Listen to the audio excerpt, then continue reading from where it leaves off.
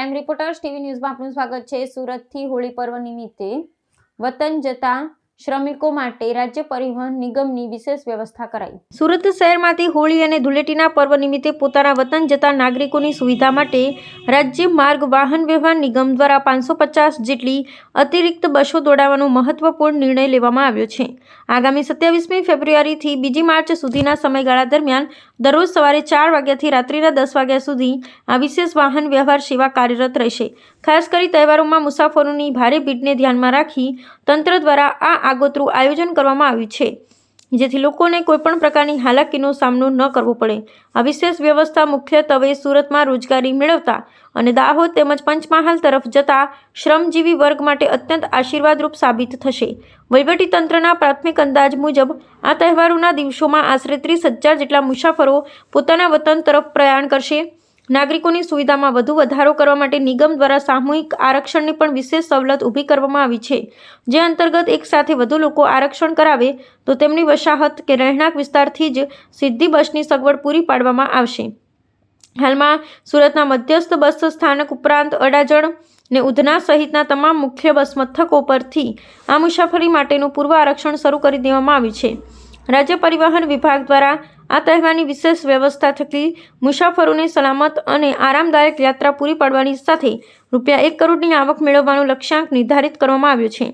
તંત્રના આ સાનુકૂળ આયોજનના પગલે વતન જતા શ્રમિકો અને સામાન્ય નાગરિકોમાં ભારે ઉત્સાહ અને રાહતની લાગણી જોવા મળી રહી છે। ગુજરાત સરકારના માર્ગદર્શન હેઠળ મુખ્યમંત્રીશ્રી તેમજ વાહન વ્યવહાર મંત્રીશ્રીના માર્ગદર્શન હેઠળ સુરત વિભાગ દ્વારા હોળીનું એક્સ્ટ્રા સંચાલન કરવા આવનાર છે। આ એક્સ્ટ્રા બસો તારીખ 27થી 2 તારીખ સુધી આ એક્સ્ટ્રા બસોનું સંચાલન થશે। આ એક્સ્ટ્રા બસો મુખ્યત્વે દાહોદ, પંચમહાલ, લુણાવાડા, ગોધરા તરફનો એક્સ્ટ્રા બસોનું સંચાલન થશે।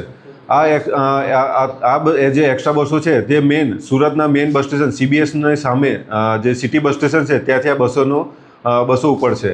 ઉપરાંત આપણે જે ઉલપાડમાં રામચોક છે ત્યાંથી પણ આ એક્સ્ટ્રા બસોનું સંચાલન થશે। અને આ જે એક્સ્ટ્રા બસો છે જે અમારું ઓનલાઈન બુકિંગ છે www.gsrtc.in એના પરથી બી અમારી ટિકિટનું બુકિંગ થશે। તેમજ જે ગુજરાત સરકારનું માર્ગદર્શન છે જે મુજબ ST આપને દ્વારે તે થકી જો 52 મુસાફરો એકસાથે જો ટિકિટ બુકિંગ કરાવશે તો તેમની સોસાયટી સુધી અમે બસ આપીશું કે જે તેમની સોસાયટીથી પોતાના વતન સુધી ડાયરેક્ટ મુસાફરી કરી શકશે। અને આ જે બસો જે છે તે સંચાલન મુખ્યત્વે સાંજે 4 વાગ્યાથી તો રાતે 10 વાગ્યા સુધીના સંચાલન ચાલુ રહેશે। જો ભાડું જોઈએ તો ST નિગમના જે નિયમ મુજબનું જ ભાડું વસૂલાત કરવામાં આવશે। દાહોદનું છે ₹350,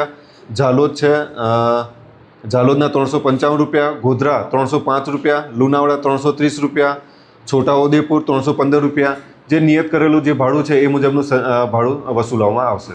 ગુજરાતના કયા જિલ્લાઓમાં વધારાની બસો શરૂ કરવામાં આવશે? આ જે હોળી પર્વ નિમિત્તે જે મુખ્યત્વે દાહોદ પંચમહાલ તરફનું જ સંચાલન હોય છે, જેનું અમે આ જો એક્સ્ટ્રા સંચાલન અમે દાહોદ પંચમહાલ છોટાઉદેપુર 5 તરફના એક્સ્ટ્રા બસોનું સંચાલન થશે। તદુપરાંત જો મહેસાણા સૌરાષ્ટ્ર તરફના બી મુસાફરો હશે એક સાથે કે જે અમને મુસાફરી કરવી હશે તો અમે એક્સ્ટ્રા બસોનું અમે આપીશું એમને। બીજા રાજ્યોમાં કેવી રીતે વ્યવસ્થા? હોળી પર્વ નિમિત્તે મોસ્ટ ઓફ જે દાહોદ પંચમહાલનું જ સંચાલન હોય છે અને મુખ્યત્વે રેલવે આઉટ સ્ટેટમાં મુખ્યત્વે રેલવે તરફથી જ સંચાલન થતું હોય છે। તેમ છતાં અમારી જે નિયમ મુજબની જે અમારું સંચાલન ચાલતું હોય છે એમાં જે ઓનલાઈન બુકિંગ થકી મુસાફરી કરી શકે છે। આ વખતે કેવા પ્રકારની પ્રક્રિયા કરવામાં આવશે જેથી કરીને જે મુસાફરો છે એ લોકોને તકલીફનો સામનો ન કરવો? ઓનલાઈન ટિકિટ બુકિંગ થકી બી મુસાફરી કરી શકે છે। ગ્રુપ બુકિંગ થકી બી અમે કીધું એ પ્રમાણે ગ્રુપ બુકિંગ થકી પણ આ મુસાફરી કરી શકે છે કે જે અમને 52 મુસાફરો બુકિંગ કરાવશે તો એમના વતન એમના ઘરે આંગણે અમે બસ આપીશું ત્યાંથી વતન સુધી મુસાફરી કરી શકશે। ટોટલ 580 બસોનું આયોજન કર્યું છે। તારીખ 27થી 2 તારીખ સુધી અમે આ એક્સ્ટ્રા બસોનું સંચાલન કરીશું। તદુપરાંત પણ વધારાની જરૂર પડશે તો અમારી પૂરી તૈયારી છે। વધારાની બસો દોડાવવાથી ST વિભાગને કેટલો લાભ મળી શકે છે? આમાં ST વિભાગ એક પ્રકારનું સેવાનું માધ્યમ છે। આમાં લાભ તો બરાબર પણ મુસાફરોને કોઈ તકલીફ ના પડે એની વ્યવસ્થા અમે રાખતા હોઈએ છીએ। અને ગઈ વખતે અમે ટોટલ 588 અમે 550 ટ્રીપો એક્સ્ટ્રા કરી હતી અને તેના થકી 94 લાખની આવક થઈ હતી। ખાસ કરીને આજે મુસાફરો દાહોદ ગોધરાનો હોય છે કે અમુક 4 સ્થળો ભેગા થતા કોઈ સ્પેશિયલ જગ્યા રાખી ત્યાંથી પિકઅપ કરવાનું? મેં અગાઉ પણ કીધું એ પ્રમાણે સુરતના CBS બસ સ્ટેશનની સામે સિટી બસ સ્ટેશન, ત્યાંથી જ અમારું આખી ટીમ હશે ત્યાં આગળ. ઝાલોદ, દાહોદને બધું અલગ અલગ વર્ગીકરણ કરેલું છે અને ત્યાંથી અમે એક્સ્ટ્રા બસોનું સંચાલન કરીશું.